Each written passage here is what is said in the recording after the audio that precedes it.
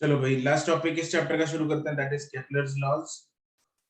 And Kepler's ने जो laws दिए थे, they govern the what, have you heard about this Kepler's laws before? No, sir. No, sir. No, sir. No, sir. Okay, तो Kepler ने 3 laws दिए थे and these laws were given for the planetary motion. ठीक है, planets की motion को govern करते हैं ये तीनों लॉज। बताते हैं कि प्लैनेट जो मूव करता है अराउंड द सन, तो क्या क्या चीजें उसमें इन्वॉल्व हैं, उसका डिस्टेंस, उसका रेडियस, उसका पाथ कैसा है, एनर्जी वगैरह, एरिया वगैरह, बहुत कुछ है जो इन लॉज में हमें पता लगता है। ठीक है जी, तो one by one we'll be starting with these laws. The first law start करते हैं। पहले लॉ से पहले जनरल लिख लो, these laws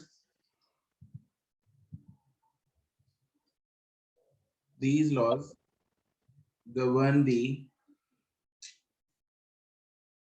planetary motion around the sun.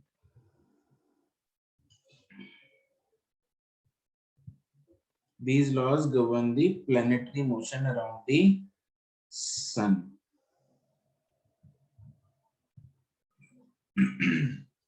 तीन लॉज हैं, one by one we'll start. First है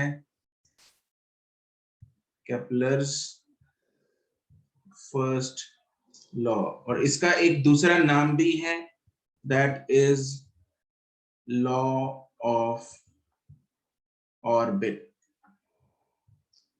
law of orbits. Law of orbits इसलिए बोला जाता है क्योंकि ऑर्बिट की नेचर बताता है। ऑर्बिट मतलब वो पाथ जिसमें प्लैनेट्स रिवॉल्व करते हैं। प्लैनेट्स रिवॉल्व करते हैं, उस पाथ को ऑर्बिट बोलते हैं। वो ऑर्बिट कैसा होता है वो ये लॉ बताता है। ठीक है, and do we know that that path is not a perfect circle, it is a bit Elliptical. right? And everyone knows what is an ellipse?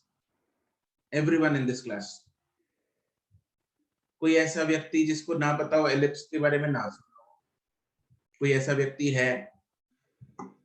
नहीं है, ठीक है, बहुत बढ़िया। सर जी सर, मतलब सुना तो है बट एग्जैक्टली ढंग से याद नहीं है। ढंग से याद नहीं, कोई बात नहीं, ठीक है।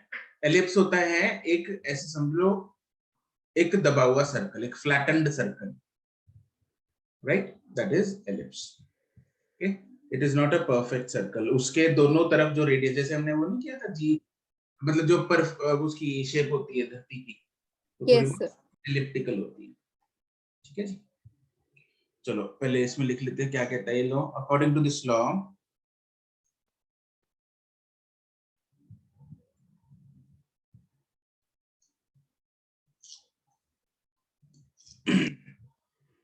the planets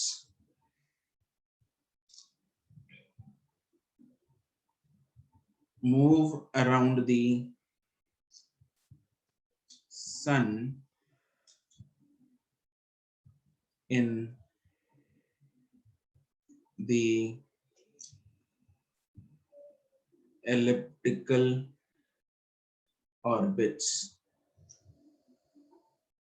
with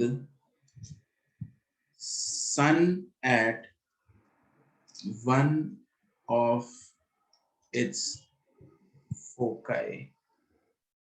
ये फोकाई क्या चीज है वो मैं तुम लोगों को भी बताता हूँ। ठीक है, पहले स्टेटमेंट लिख लो, then let's understand about eclipse, sorry ellipse, eclipse बोल दिया। ठीक है, स्टेटमेंट लिख ली। Yes. Yes, sir. एलिप्स क्या होता है? थोड़ी सी शेप जो है, इट्स लाइक ऐसा, this is an ellipse. Okay, तो ये ना दो, जैसे सर्कल होता है, सर्कल तो क्या है, परफेक्ट गोल है, उसका एक यहाँ पे एक सेंटर होता है बस, है ना? यहाँ पे इस एलिप्स का ये सेंटर तो है, लेकिन इसके अलावा 2 पॉइंट्स और होते हैं जिनको हम फोकस बोलते हैं। क्या बोलते हैं? फोकस बोलते हैं। 2 फोकस होते हैं, F1 एंड F2, ऐसे 2 फोकस होते हैं एलिप्स के, राइट? इसको समझने के लिए एक तुम लोगों को इंटरेस्टिंग चीज बताता हूँ एलिप्स के बारे में। मान लो मैंने क्या किया, कार्डबोर्ड होते हैं ना, कार्डबोर्ड पे एक शीट लगाई, A4 शीट लगाई, उस पे 2 पॉइंट्स मार्क किए और उन 2 पॉइंट्स पे पिन्स लगा दिए, ठीक है। अब पिन्स लगा के मैंने क्या किया, एक धागा बांध दिया उससे, तो कुछ ऐसा धागा लटका दिया, ठीक। तो धागा ऐसे लटक जाएगा ना कुछ। अब मैंने क्या किया, धागे में पेन फंसा दिया इधर, है ना, पेन फंसा के मतलब खींच लिया उसको, तो it will take a shape like this. Let's say मैंने इधर पेन फंसा रखा है, ऐसा करके खींच रखा है इसको, ऐसा कुछ शेप आ जाएगी। Yes, sir. Yes, sir. अब मैंने क्या किया, ऐसे खींची हुई धागे को ही ऐसे करके मैंने पेन को ऐसे घुमाना शुरू किया। तो जब मैं ऐसे घुमाऊंगा तो what will happen, it will form a shape which is known as ellipse, elliptical shape बना देगा। सिमेट्रिक होगा मतलब तो फ्री हैंड से बन नहीं रहा, लेकिन ये बिल्कुल ऐसा एलिप्टिकल शेप का एक स्ट्रक्चर सा बन जाएगा। उन 2 पॉइंट्स को जहां पे मैंने ये पिन्स लगाए थे, उन 2 पॉइंट्स को फोकस बोलते हैं। क्या बोलते हैं? फोकस। बात पल्ले पड़ी? ठीक है। ये तो वैसे एडिशनल इंफॉर्मेशन है, एक इंटरेस्टिंग इंफॉर्मेशन, इसकी जरूरत नहीं पड़ेगी आगे तुम लोगों को। तो मैथ्स में मतलब तुम लोगों ने जब एलिप्स किया होगा तो शायद ये किया हो, नहीं किया हो तो आज तुम्हें ये पता लग गया है। ठीक है जी, ये होते हैं 2 फोकस। अब ये अपना जो ये लॉ है वो क्या बोलता है, इन दोनों फोकस में से एक पे सन होता है। मान लो इधर सन है, तो सन यहाँ पे है और प्लेनेट इस पाथ में ऐसे घूम रहा है, इस पाथ में, एलिप्टिकल पाथ में से घूम रहा है। ये कहता है सिंपल ये लॉ, और कुछ नहीं। राइट, फोटो बना लेते हैं इसकी।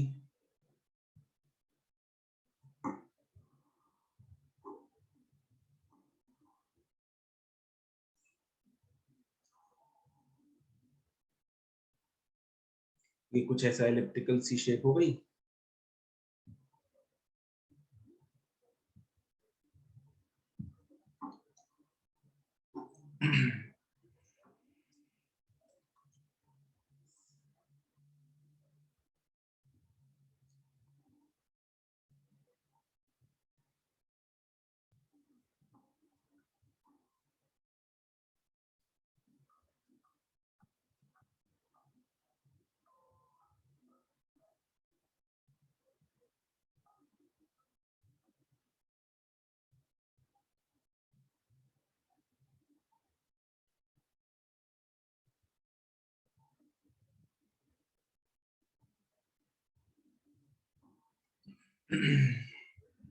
एक पॉइंट इधर बना देते हैं,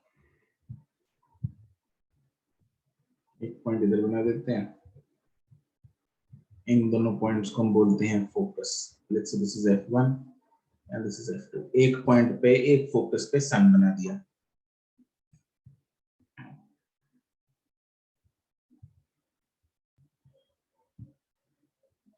प्लैनेट कहीं भी बना दो। Let's say this is P, planet, और प्लैनेट जो है वो ऐसे घूम रहा है।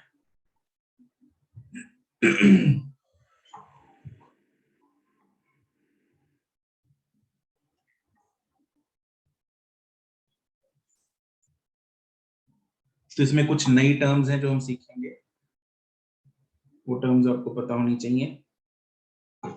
यहाँ पे देख रहे हैं एलिप्स के 2 एक्सिस हैं, दो डॉटेड मैंने लाइंस बनाई हैं ब्लू कलर की, they are 2 axis of these ellipse. उनमें से ये वाली बड़ी एक्सिस है जो हॉरिजॉन्टल डायरेक्शन में बनाई है, और ये वाली वर्टिकल एक्सिस जो है वो छोटी एक्सिस है। यस और नो? Yes, sir. बड़ी Yes, sir. बड़ी एक्सिस को बोलते हैं मेजर एक्सिस, छोटी एक्सिस को बोलते हैं माइनर एक्सिस। राइट, बड़ी एक्सिस को बोलते हैं मेजर, तो उसके आधे को, जो मैंने ये ग्रीन से लेबल कर रहा हूं मैं, उसके आधे को हम बोलते हैं, it will be semi major, semi major axis. और छोटे के आधे को हम बोलते हैं, बी से रिप्रेजेंट करते हैं, और ये स्टैंडर्ड सिंबल्स हैं A and B, you can't change this is known as semi minor axis.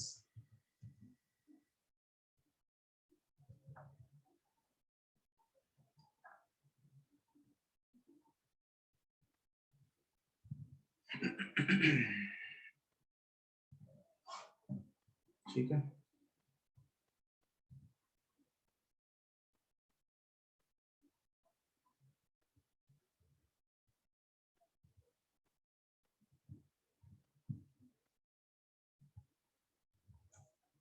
और ये है सेंटर ओ, इस पॉइंट को लेट्स से ए लिख देते हैं, इसको लेट्स से बी लिख देते हैं। ये ए ओ और बी तो मतलब हमने वैसे ही लेबल कर दिया, लेकिन छोटा ए और छोटा बी फिक्स है सिंबल्स, वो सिंबल्स चेंज नहीं हो सकते। Photo done? Yes, sir. Yes, sir. Yes, sir. Okay, तो इसमें एक ना एलिप्स की एक प्रॉपर्टी होती है, उसको बोलते हैं इसेंट्रिसिटी। ये आप लोगों ने नहीं सुनी होगी, इसेंट्रिसिटी सिंबल होता है छोटा ई। ये क्या होता है? This is nothing but it is the ratio of, maths में जरूरत पड़ती है, डिस्टेंसेस कौन कौन से, SO एंड AO, इन दोनों डिस्टेंसेस का रेशियो है, that is E is equal to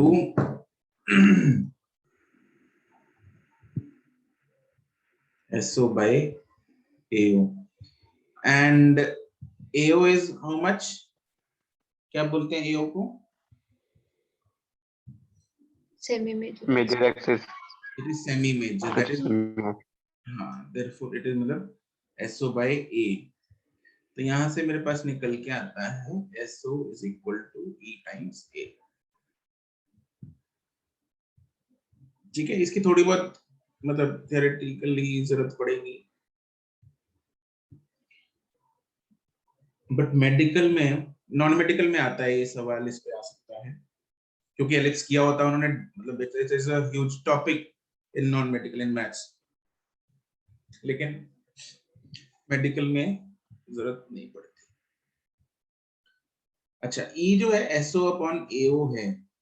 अगर मैं सर्कल, जैसे हम सर्कल की बात कर रहे थे, सर्कल में क्या होगा, S जो पॉइंट है that will coincide with O. ओ, बिल्कुल सही बात है। S जो है O के ऊपर आ जाएगा, उधर से F2 वाला भी O पे, मतलब फोकस दोनों जो है O के साथ कोइंसाइड करने लगेंगे, तो मतलब दैट मींस ये जो डिस्टेंस SO है वो कितना होगा? 0। 0. बिल्कुल, इट विल बी 0। तो अगर SO 0 है तो E क्या होगी? 0. 0. बिल्कुल सही बात है। That means for circle E is 0 and for ellipse बता सकते हो कि क्या होगा?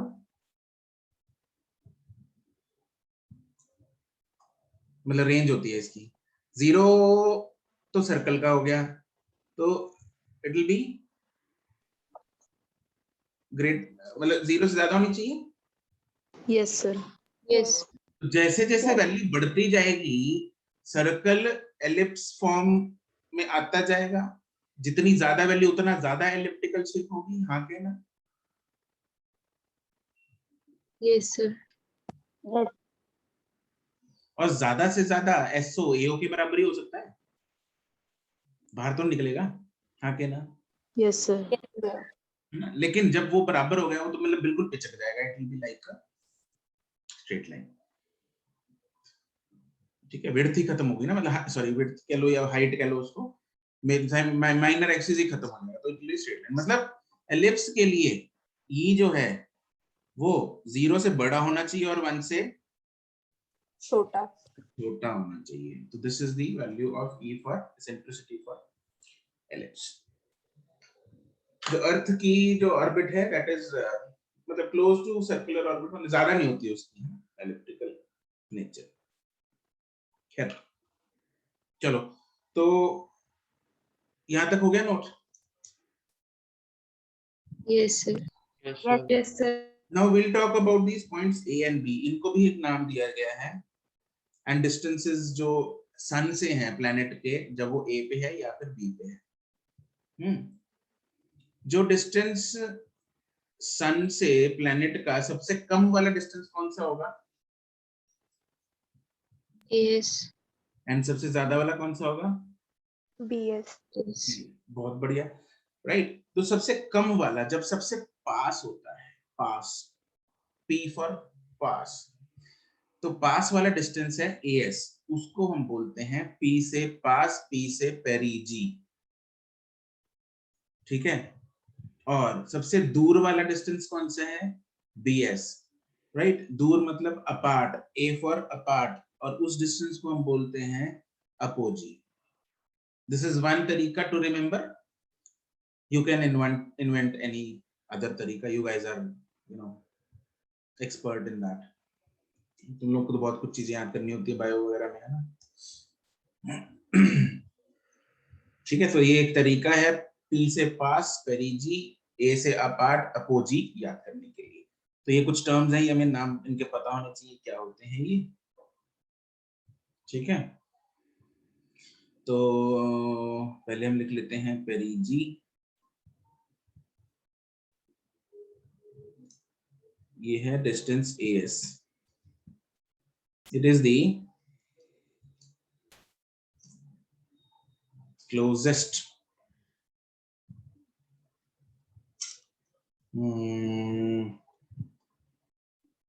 distance of the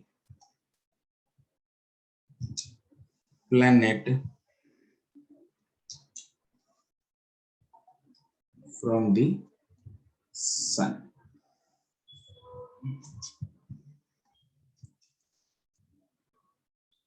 That is AS is equal to, can I say that AS is AO minus SO? yes, sir. Yes, sir. Yes, sir. And what is AO? A. A, What is SO? E, EA, right? So that means AS मेरे पास क्या आ गया? A into 1 minus B. ठीक है, this is पेरिजी।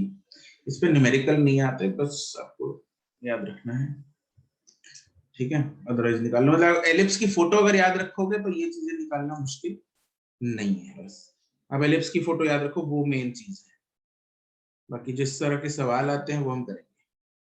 अगला है apogee, which is distance BS. It is the farthest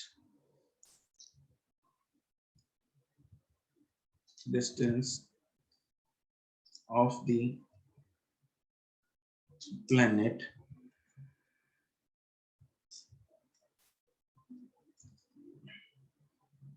from the sun.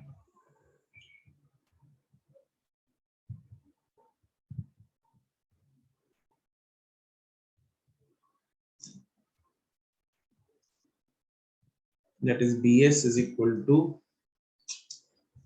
देखो BS को मैं लिख सकता हूँ BO plus SO,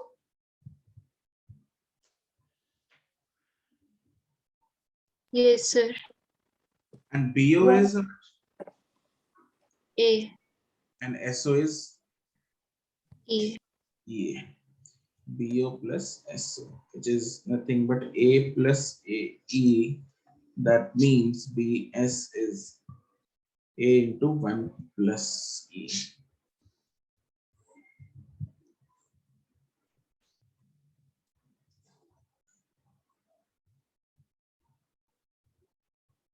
ये तो डिस्टेंसेस हैं, उन पॉइंट्स के भी नाम हैं। उन पॉइंट्स को हम बोलते हैं, जो पास वाला पेरिजी वाला पॉइंट है उसको बोलते हैं पेरीहीलियन, अपोजी वाले पॉइंट को हम बोलते हैं एपीहीलियन,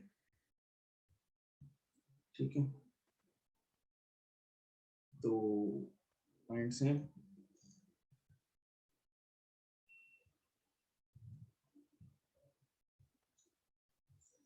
पेरीहीलियन, तो शायद ये हमें ज्योग्राफी में पढ़ा रखा है, थोड़ा थोड़ा याद आ रहा है। ज्योग्राफी में आया होगा।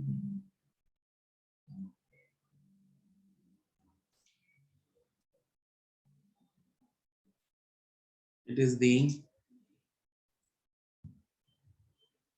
closest point of the planet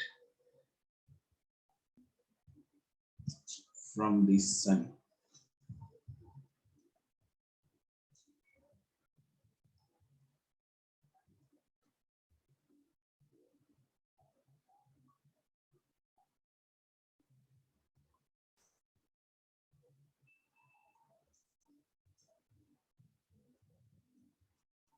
Is the farthest point of the planet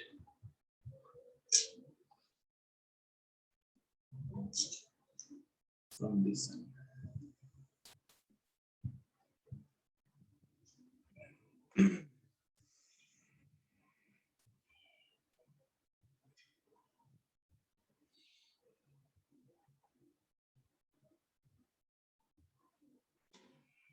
ठीक है, तो ये कहानी है फर्स्ट लॉ की। फिर चलते हैं सेकंड लॉ पे।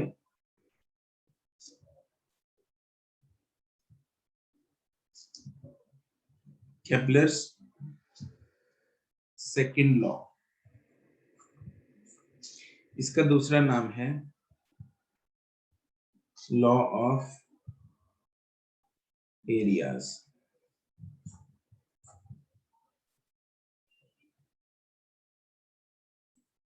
क्या है? Law of areas. इसकी स्टेटमेंट ये है, स्टेटमेंट लिख लेते हैं।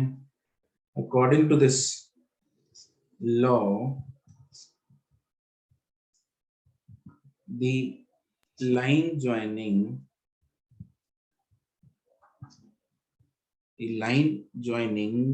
the sun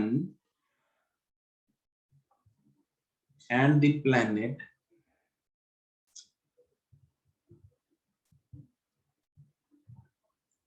sweeps out equal areas in equal intervals of time।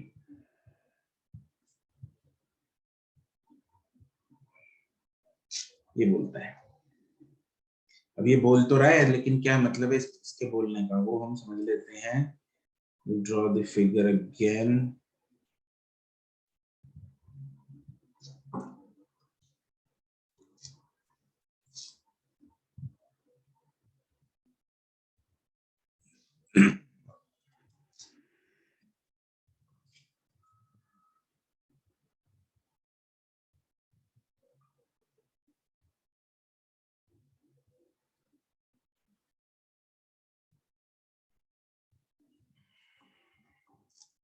मान लो यहाँ पे है सन। अब लेट्स से, बात अभी सुनेंगे ध्यान से। लेट्स से मान लो पहले पॉइंट P1 पे प्लैनेट था, P1 से उठ के प्लैनेट चला गया P2 पे, उठ के नहीं, चल के। ठीक है, तो इधर हो गया, राइट। अब हमें क्या देखना है? कौन सा एरिया स्वीप, स्वीप क्या, स्वीप का मतलब झाड़ू लगाना है ना, क्या, कौन सा एरिया। हमें एक लाइन ज्वाइन करनी है। ये सन है, सन से प्लैनेट के बीच में एक लाइन ज्वाइन करो। This is the line joining the sun and the planet. इस लाइन ने कितना एरिया स्वीप किया? ये यहां तक का एरिया स्वीप कर लिया। This is the area swept by this line which is joining the sun and the planet। ये एरिया स्वीप किया इसने। और ये जो लाइन है क्या बोल रहा है कि अगर लेट्स से, इस एग्जांपल के साथ ही चलते हैं। Let's say this area is, मान लो ये वाला एरिया है A1 और इधर टाइम लगा है उसको T1। दो जगह और बनाता हूँ। लेट्स से यहाँ पे प्लैनेट था P3, फिर यहाँ से यहाँ पहुंच गया था P4, और यहाँ पे एरिया ये वाला होगा।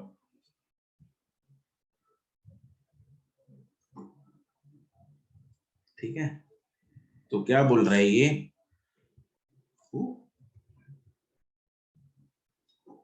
ये बोल रहा है कि भाई ये देख रहे हो तुम लोग एरिया जो है, ये एरिया और जो राइट में ग्रीन वाला एरिया, वो कहता है येलो वाला एरिया और ग्रीन वाला एरिया अगर इक्वल है तो time interval from P1 to P2 and from P3 to P4 भी क्या होंगे, इक्वल होंगे। ये बोला उसने। P2 to P3 sorry P3 to P4 let's say it is T2। तो अगर मैं बोलूं A1 and A2 are equal then T1 and T2 will be equal. This is the law. And इससे एक बहुत ही इंटरेस्टिंग चीज और निकल के आती है, वो ये कि अगर T1 और T2 इक्वल हैं, अगर T1 और T2 इक्वल हैं, can you tell me is this planet travelling at constant speed? अगर नहीं तो कहां ज्यादा है? No sir. नहीं। ओके, तो दैट मींस अनइक्वल है, तो कहां ज्यादा है इसकी, T1 वाले उसमें या T2 वाले? P2 वाले में। T2 वाले में ज्यादा है। कैसे पता लगा? हाँ सर। वो एरिया ज्यादा है। एरिया तो सेम है। सर पास है उसके सन के। तो पास मतलब सन की गर्मी लग रही है उसको, बराबर भाग गया। नो सर, वो फोर्स ग्रेविटेशन और सेंट्रीपिटल ज्यादा होगी ना। तो ग्रेविटेशनल फोर्स का काम तो उसको अंदर की तरफ खींचना है, या यूं समझ लो उसकी डायरेक्शन चेंज करना है। सर उसका रेडियन ज्यादा है। अरे रेडियस नहीं भाई, सिंपल सी बात है। रेडियन रेडियन रेडियन नहीं भाई, सिंपल बात है। देख, ये देख चुके हैं कि T1 और T2 इक्वल है, ये बात आ चुकी है, ऑलरेडी प्रूव हो चुकी है कि T1 T2 बराबर है। Yes sir. Yes sir. मुझे डिस्टेंस बताओगे P1 P2 ज्यादा है या P3 P4 ज्यादा है? Distance distance P3 P4 P3 P4 ज्यादा है, वो लंबा रास्ता है। तो उसने लंबा रास्ता सेम समय में तय किया, तो मतलब उधर स्पीड क्या थी उसकी? ज्यादा। तेज।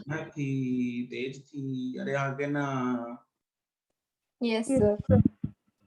सिंपल फंडा। और इधर मैंने कैसे बोल दिया कि ये वाला जो है एरिया सेम है, क्योंकि देखो अगर मान लो इसको ट्रायंगल मान लेते हैं ना, अगर मैं इसको ट्रायंगल मान लूं, लेट्स से इसको दोबारा बनाते हैं, थोड़ा बहुत जाओ मैं। अगर मैं इसको ट्रायंगल मान लूं, तो ट्रायंगल एक में ट्रायंगल का लेट्स से हाइट ज्यादा है और दूसरे में ट्रायंगल की बेस ज्यादा है ना? तो दोनों एरियाज क्या हो जाएंगे, सेम हो जाएंगे। ठीक है, हमने अप्रोक्सीमेट सा ये तो बनाया, मैंने सेम बनाया।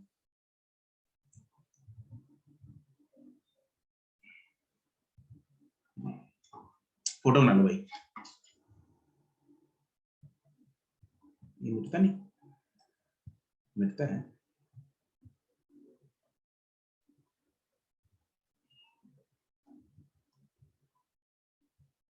अच्छा, पूरी लाइन ही उठती है, ये तो ब्रेकिंग न्यूज है। No Dhruva, you are not Audible.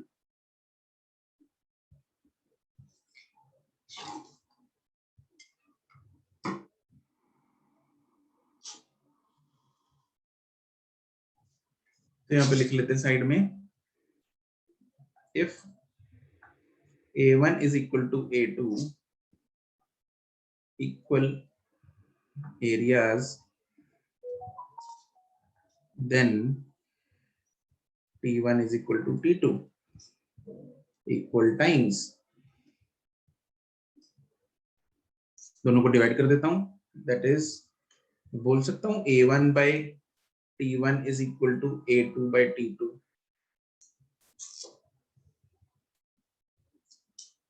और dA1 by dt1 is equal to dA2 by dt2,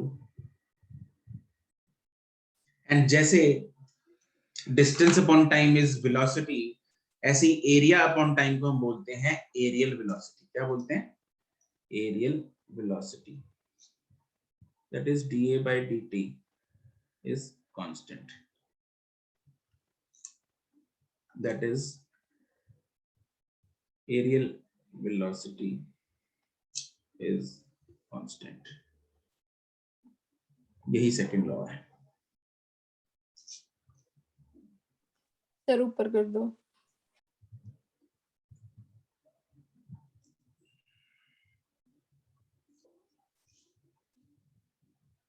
that is area swept per unit time is constant। Sir areal velocity क्या होती है? area swept per unit time। अच्छा ठीक है।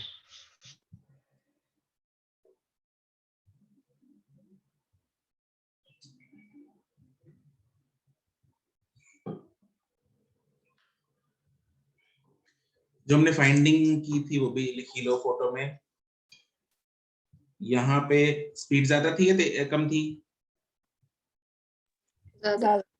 This is more speed, and यहाँ पे it was less.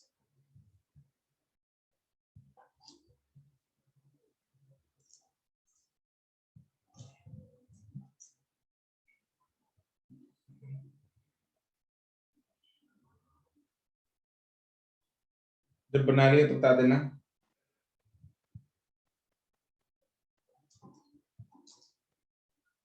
बन गया? Yes sir.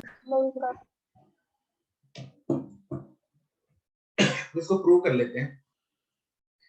कंपलसरी नहीं है, नेसेसरी नहीं है, बट ठीक है, मतलब थोड़ा सा सिंपल भी है प्रूफ, और थोड़ा ये है कि इंटरेस्टिंग भी है, बात बढ़िया से समझ में आ जाती है। क्या तो प्रूव करेंगे? क्या प्रूव करेंगे? That areal velocity is constant. क्या प्रूव कर रहे हैं? Areal areal velocity is constant. हाँ, ये प्रूव करेंगे। तो एरियल वेलोसिटी के लिए मुझे एरिया लिखना पड़ेगा, तो उसके लिए मतलब एरिया चाहिए। Areal velocity from P1 to P2 is dA by dt is equal to ddt of area, तो ddt of नहीं, एरिया लिखना है। dA बता दो बदले ना, dA लिखना है। मुझे इस ट्रायंगल का dA एरिया चाहिए। एरिया के लिए चाहिए मुझे half into base into height. Let's say ये एंगल है, ये स्मॉल एंगल है d थीटा, ठीक है, और ये इस पॉइंट पे जो r है, centre to centre distance, radius बोलो कुछ भी बोल लो, वो है छोटा r, ठीक है। तो मुझे ये अगर हाइट है सपोज r, तो इसका बेस बताओगे ट्रायंगल का कितना होगा?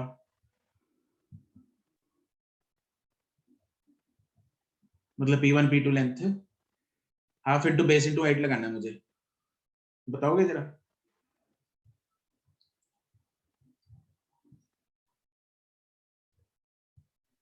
RD theta. Correct, it is r। अरे theta is equal to r upon radius. ओ सज्जनों, yes. dA is equal to half into base into height, है ना? तो ये हमने एरिया लिखा है।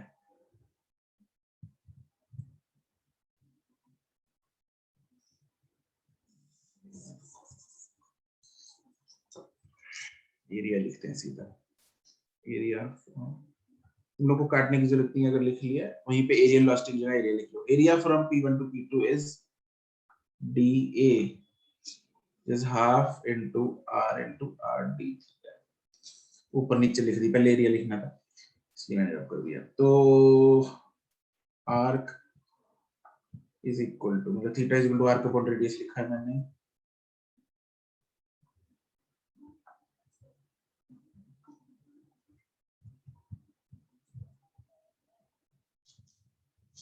Therefore, aerial velocity is dA by dt is equal to half r square d theta by dt. What is d theta by dt? Omega. It is omega at that point. So it is आ जाएगा half r square omega। ऊपर नीचे m से multiply कर रहा हूँ, क्यों कर रहा हूँ? क्योंकि मुझे बनाना है ऊपर mr square into omega। What is mr square? Force क्या Inertia. mr square क्या होता है? Inertia. It is moment of inertia, I into omega। And what is I into omega? linear momentum or angular momentum। Angular momentum। It is angular momentum। ये बन गया areal velocity.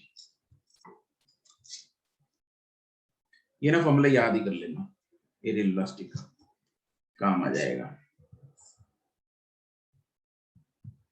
Now हम prove करने जा रहे थे dA by dt कांस्टेंट होता है।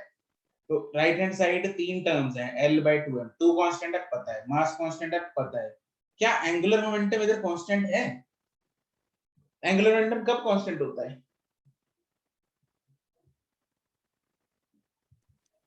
जब टॉर्क 0। जब एक्सटर्नल टॉर्क 0 हो। बिल्कुल सही बात है।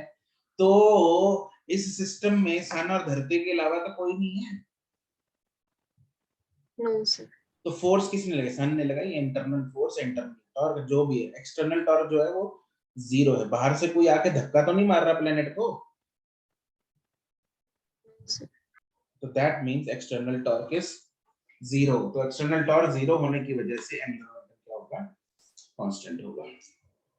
तो सिंस टॉर्क एक्सटर्नल जो है वो 0 है, therefore L is constant and also M is constant।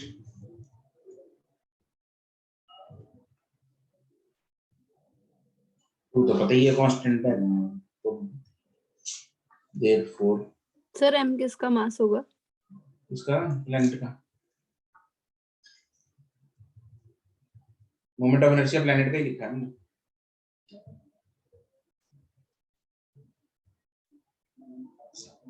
Hence proved।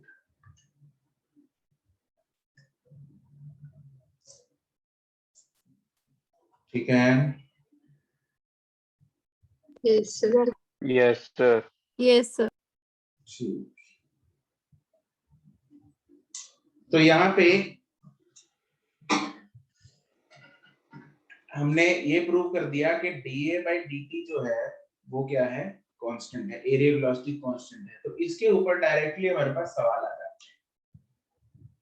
ठीक है, एक इस पे आ जाता है कि भाई एरिया वेलोसिटी कांस्टेंट थी, जिसकी वजह से यहाँ पे ज्यादा स्पीड हुई, वहां पे कम हुई। ये हमने फोटो में लिख लिया है। उसको एक्सप्लेन करना लिख लो, चाहे अलग पॉइंट लिखवा देता हूँ। लिख लो चलो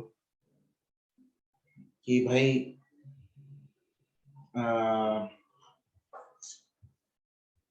since areas A1 and A2 are same, therefore times T1 and T2 are same, and also distance P1 P2 is less than P3 P4.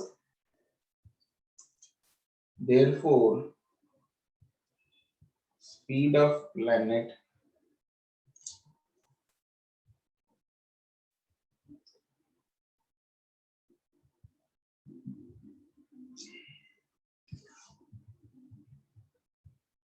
during P1 P2 is less than speed during P3 P4. That is, planet moves faster near the sun.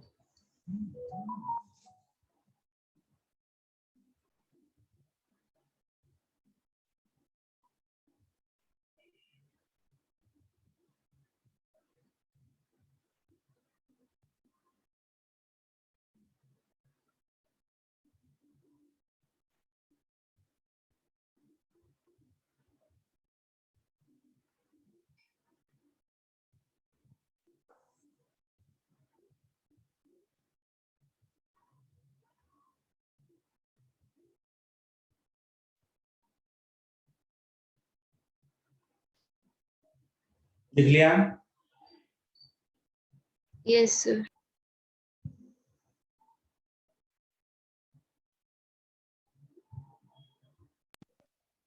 Done sir. ठीक।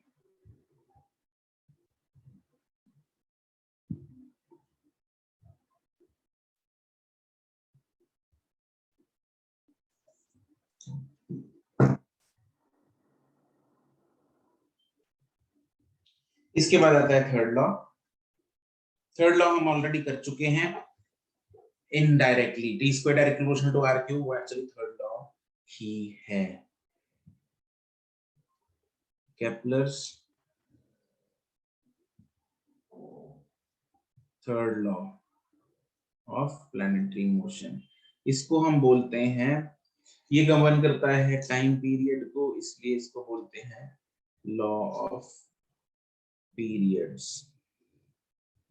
Law of periods. पहला orbit का बारे में बताता था, law of orbit. दूसरा area के बारे में बता रहा है, लॉ ऑफ एरियाज। तीसरा टाइम पीरियड के बारे में बता रहा है, लॉ ऑफ पीरियड्स। ये बोलता है T square directly proportional to R cube. Actually precisely होता है T square directly proportional to A cube. A क्या चीज थी याद है? Yes sir. Yes, sir. It was Semi-major axis. Semi major axis. ठीक है, तो एक्चुअली तो T square directly proportional to A cube होता है, बट हम थोड़ा अप्रोक्सीमेट मार देते हैं, T square directly proportional to R cube लगा देते हैं। तो according to this law,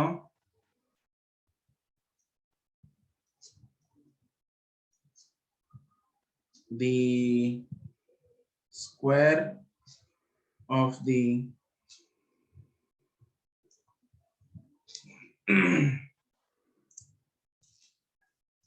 time period of the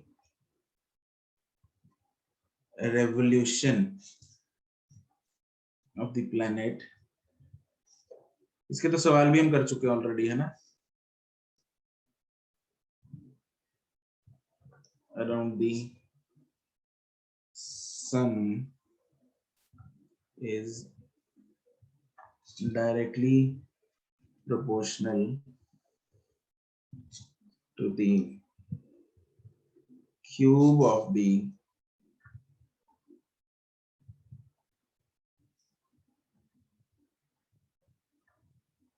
semi-major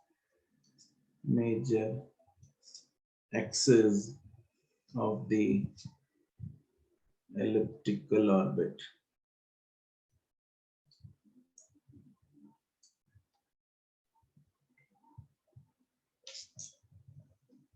that is t square directly proportional to a cube, और इससे अप्रोक्सीमेट कर देते हैं हम t square direct proportional to r cube। हमने क्वेश्चंस में t square direct proportional to r cube भी लगाना, मतलब आपको अलग अलग नहीं दिया होगा a और b, ठीक है, r ही दिया होता है, r यूज करना है हमने, तो इसी को ही याद करेंगे।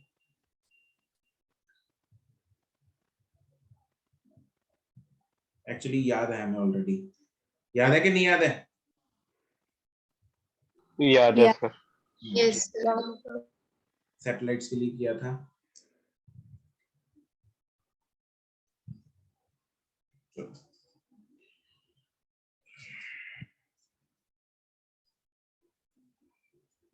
चलो सवाल करते हैं।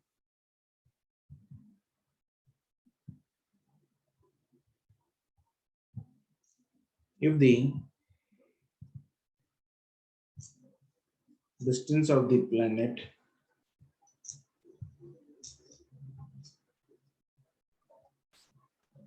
from the sun is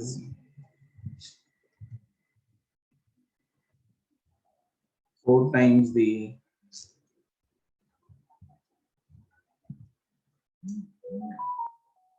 distance between the Earth and the sun,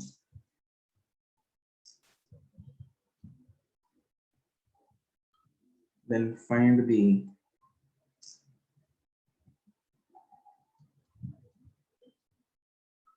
time period of that planet।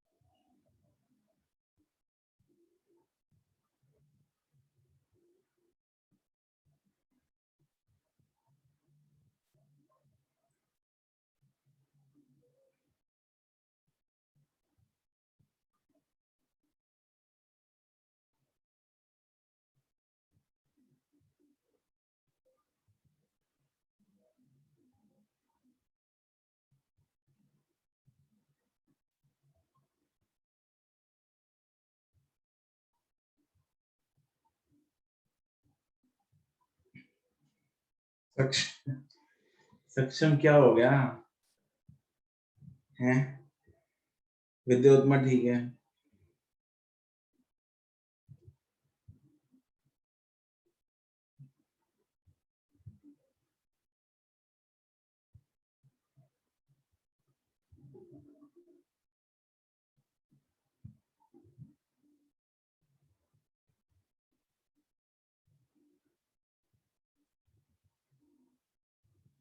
Anirudh ठीक है।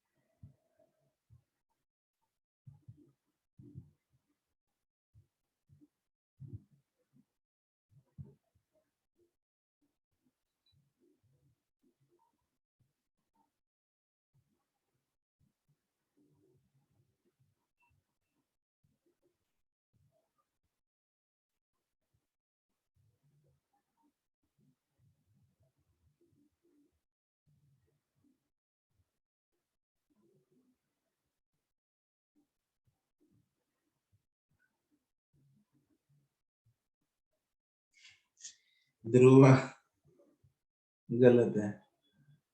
अक्षिता ठीक है।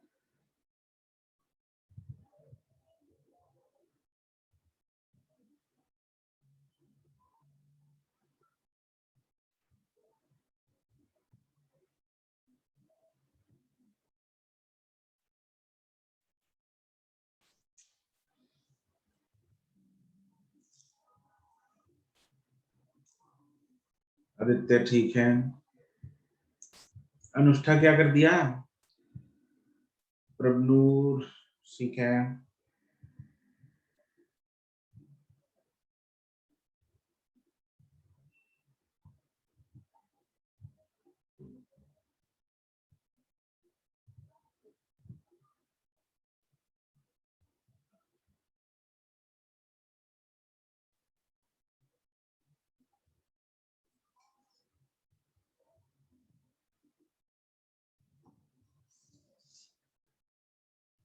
अंशुल ठीक है।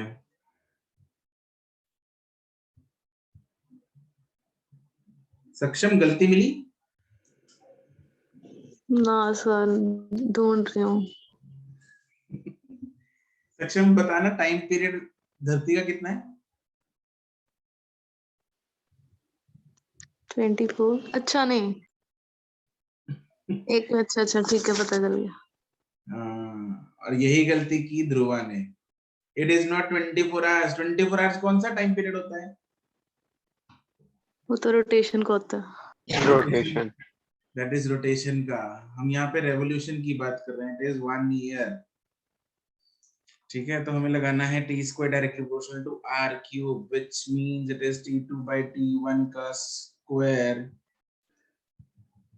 is equal to r2 by r1 का क्यूब। तो इधर आ जाएगा रेज़ टू पावर 3/2।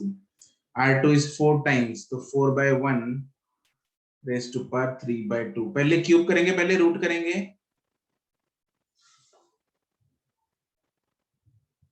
क्यूब। हैं? क्या करेंगे पहले? क्यूब। अरे पहले रूट कर लेंगे, 2 आ जाएगा, फिर 2 का सीधा क्यूब हो जाएगा 8। हाँ, तो पहले क्यूब कौन बोल रहा है? अरे क्यूब भी कर सकते हैं, लेकिन हमें कैलकुलेशन आसान करनी है। बड़े नंबर का क्यूब करना और छोटे नंबर का क्यूब करना, कौन सा आसान होता है? छोटे नंबर। छोटे नंबर का क्यूब करना आसान है। तो पहले छोटे को छोटा बनाओ ना। 4 को छोटा करेंगे, रूट लेंगे। इट इज 2 का क्यूब इज 8। तो 8 टाइम्स आ गया। तो t2 इज इक्वल, बहुत बच्चे पहले क्यूब करते हैं, हमें पहले रूट करना है। अगर हो सकता है तो पहले रूट कर दो। तो इट इज 8 into 1, that is 8 years. Got it?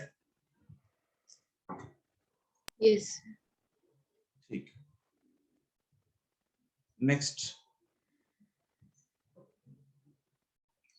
जो क्वेश्चन है वो आपकी स्क्रीन पे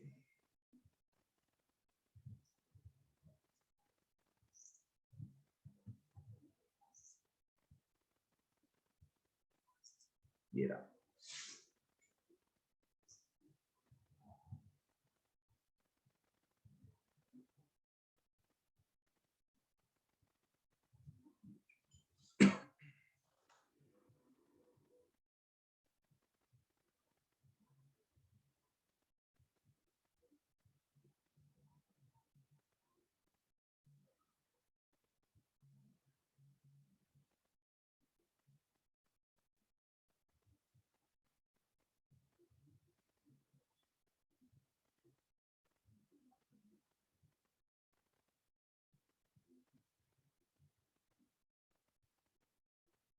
सक्षम करेक्ट।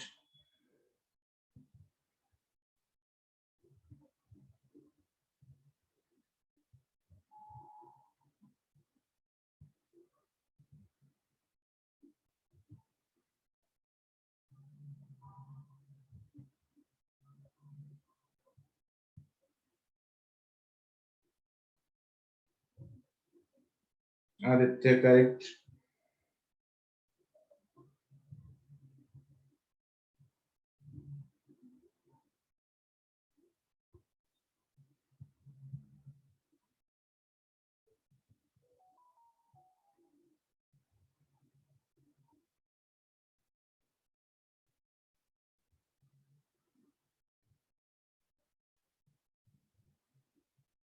दिवनूर, ध्रुवा, विद्योत्मा, अनुष्ठा, अंशु करेक्ट।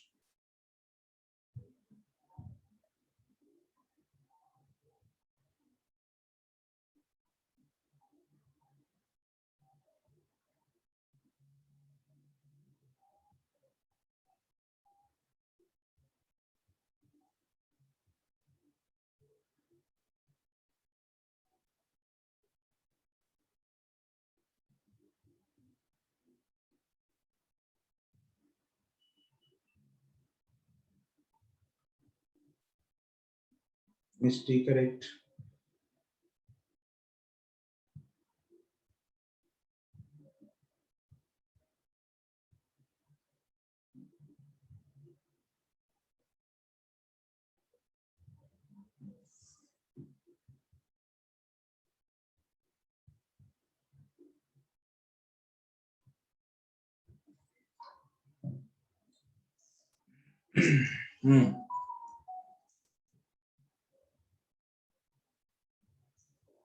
कौन समझाएगा मुझे?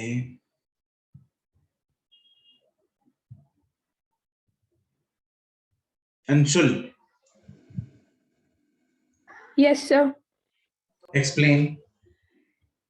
सर मैंने तो इसमें ऐसे सोचा था कि मतलब जो एरिया है वो इक्वल स्वाइप कर रहे हैं, तो जो सन के नजदीक होगा उसका टाइम कम होगा। एरिया तो लेकिन सेम नहीं है ये दोनों।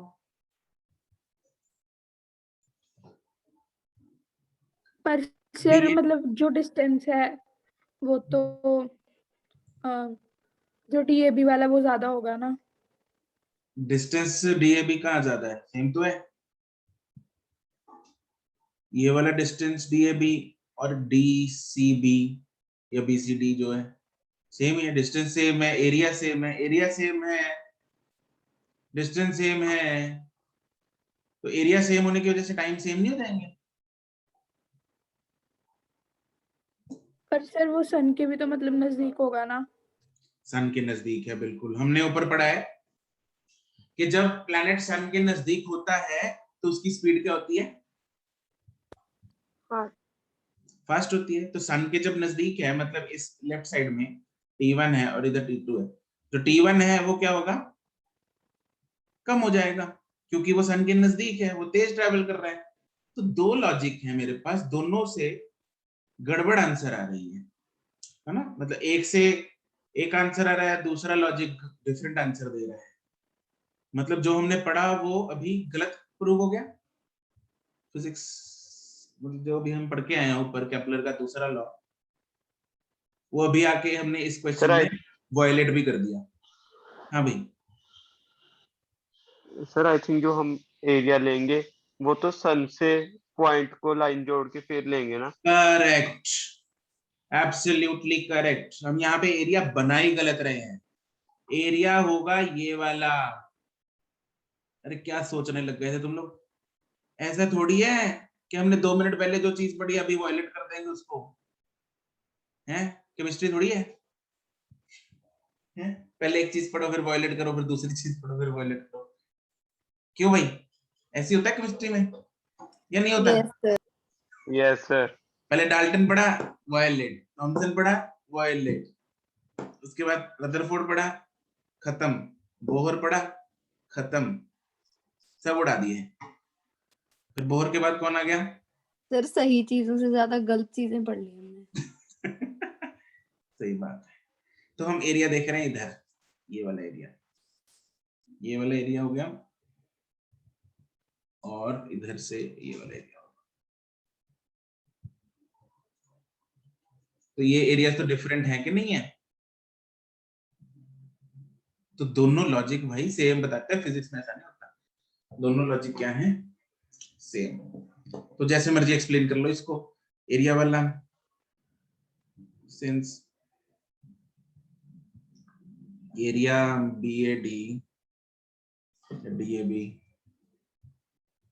is less than area BCD, therefore time DAB is less than time of BCD. That is A option answer। चाहे दूसरा लॉजिक घुमा लो। कोई सवाल, कोई शक? सर एक बार दूसरा लॉजिक भी बता दो। दूसरा लॉजिक तो ये था, क्या था? कि अपना स्पीड जो है प्लेनेट की, यस सर, यस सर। ठीक है। अच्छा,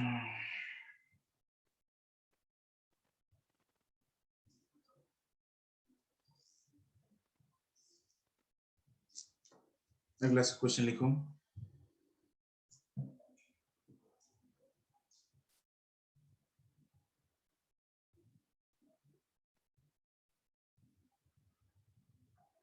comet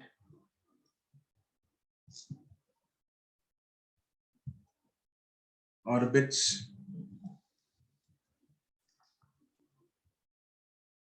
around the sun in an elliptical path.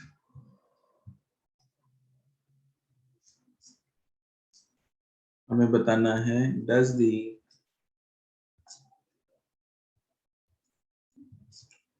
comet have a constant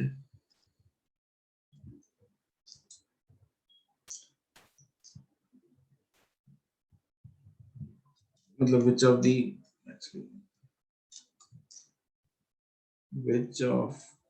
the following are constant for the comet.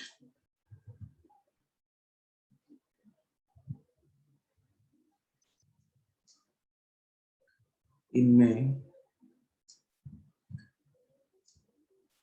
पहली है लीनियर वेलोसिटी,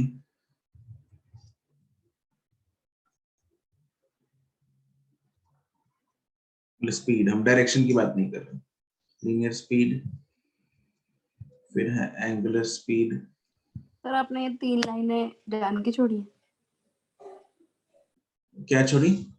हाँ ऊपर मैंने वो लिखना है, ऊपर पैरामीटर है, इधर कुछ लिखना है, तुम लोग भी छोड़ दो।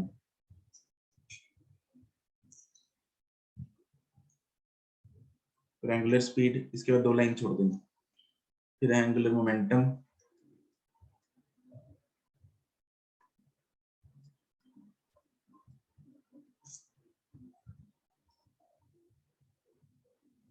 काइनेटिक एनर्जी,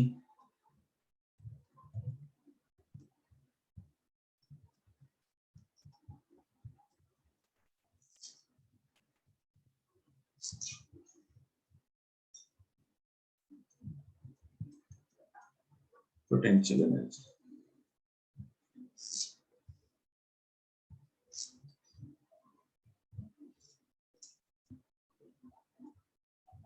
इसकी वैल्यू मतलब कांस्टेंट नॉन कांस्टेंट बतानी है।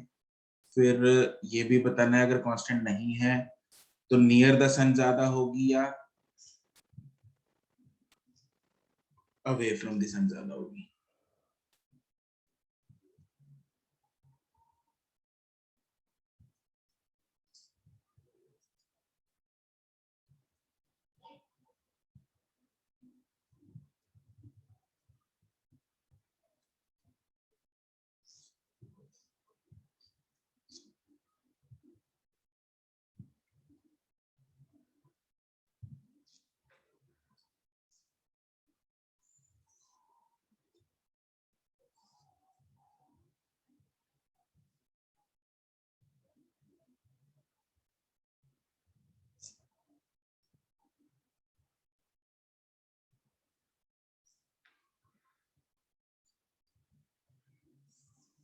तो तुम लोग कर लोगे, इसके आंसर मत भेजना, बहुत ज्यादा हो जाएगा, जब कर लोगे तो बता देना।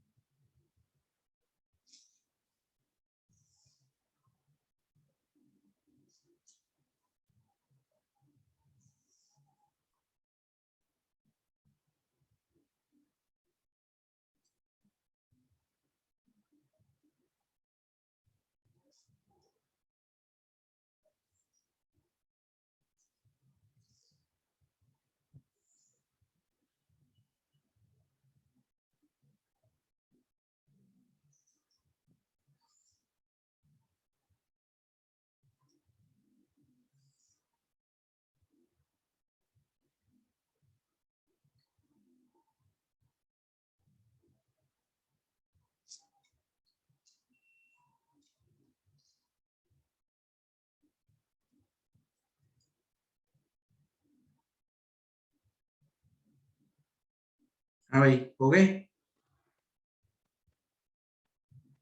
No sir.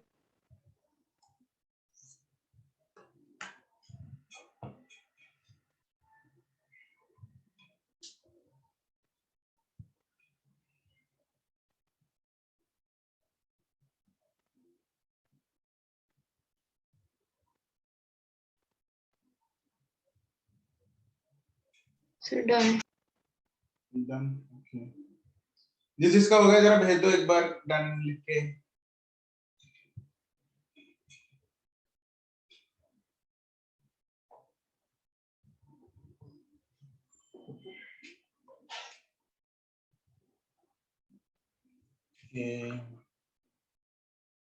विद्योत्तमा, अंशुला, राष्ट्रपति, बाकी लोग करो। I'll give you 2 more minutes.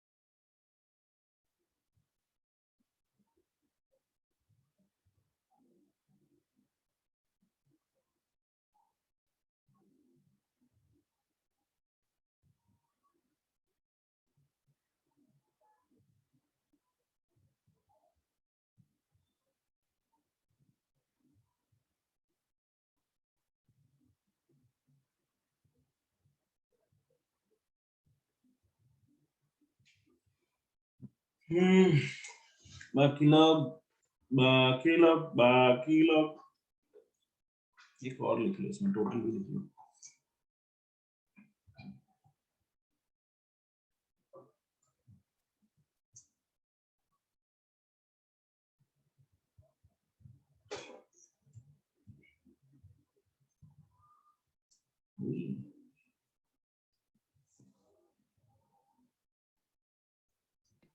Excuse me sir. हाँ जी, सर बस 1 मिनट के लिए आप ऊपर कर सकते हो, वो ना मैं डिस्कनेक्ट हो गई थी, बस एक सेकंड स्क्रीनशॉट खींच लूंगी मैं। ये नहीं सर, इससे ऊपर वाला। इससे पिछले वाला क्वेश्चन, ये ठीक है सर, हो गया। Thank you sir. Total energy भी लिखी दो तुम लोग।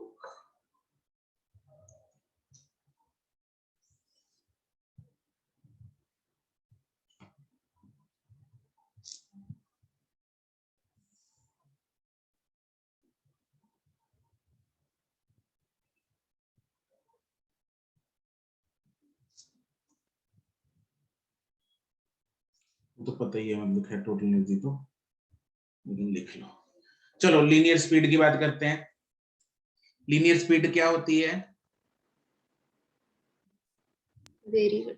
वेरी करती है, it varies,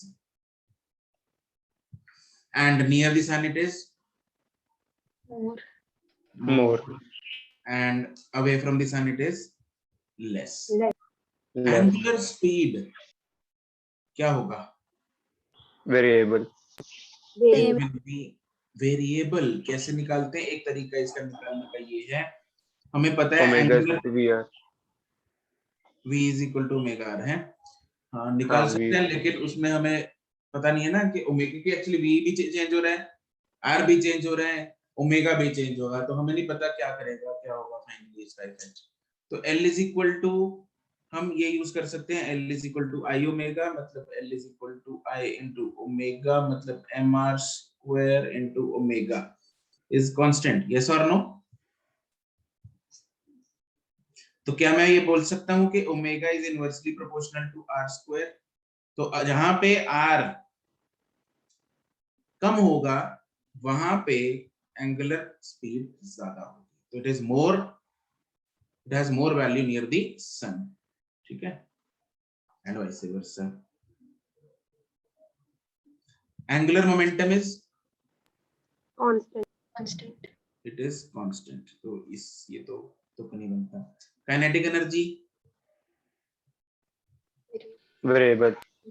variable, because kinetic energy का फॉर्मूला होता है half m v square. Half constant है, m कांस्टेंट है, लेकिन स्पीड क्या है? वेरिएबल है, तो it is again it varies, and जहां पे v सबसे ज्यादा वहां पे काइनेटिक एनर्जी भी सबसे ज्यादा, and total energy will be constant, क्योंकि टोटल एनर्जी जो है वो वेरी नहीं करेगी, तो टोटल एनर्जी कांस्टेंट है।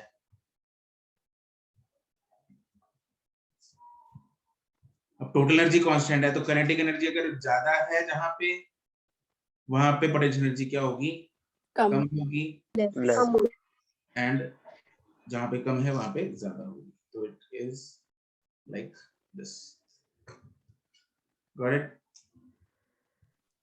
सर पर अगर हम एंगुलर मोमेंटम को आई ओमेगा लिखते हैं तो अगर हम ओमेगा वेरिएबल कर रहे हैं तो उस हिसाब से मोमेंट ऑफ इनर्शिया भी चेंज हो जाएगा ताकि एंगुलर मोमेंटम कांस्टेंट रहे। Yes, moment of inertia change होगा ना, मोमेंट ऑफ इनर्शिया क्योंकि आर वो है ना, आर वेरिएबल। Yes sir. आपका होमवर्क है एक्सरसाइज 0 एंड 1 का लास्ट पार्ट, ठीक है, केपलर्स लॉ, वो होमवर्क है। एंड एक्सरसाइज 2 में से ना जरा क्वेश्चंस नोट करो जो आपको नहीं करने, एक बार नोट कर लो, चाहे मॉड्यूल खोल लो चाहे ऐसे नोट कर लो। कुछ 2-3 क्वेश्चंस हैं आपको नहीं करने, सर अभी नहीं करना या करना ही नहीं, वो अभी नहीं करने, 11th ना 12th में जाके करेंगे। 12th में जब इलेक्ट्रोस्टैटिक्स चैप्टर होगा तो उसमें electric field and electric potential आएगा, तो ये क्वेश्चन जो है ग्रेविटेशनल फील्ड और ग्रेविटेशन पोटेंशियल के हैं, तो वो तब ऑटोमेटिकली हो ही जाएंगे, तुम लोग से खुद ही हो जाएंगे, तब सेम ही है एक्चुअली, सेम जब हम स्फीयर के लिए करेंगे ना तो इसका भी हो ही जाएगा, अर्थ वाला भी हो जाएगा। तो फिलहाल के लिए नोट कर लो, आपको क्वेश्चन नंबर 12 नहीं करना, 12, क्वेश्चन नंबर 30 नहीं करना, 30 तो करना ही नहीं क्योंकि ये मेडिकल में नहीं आता।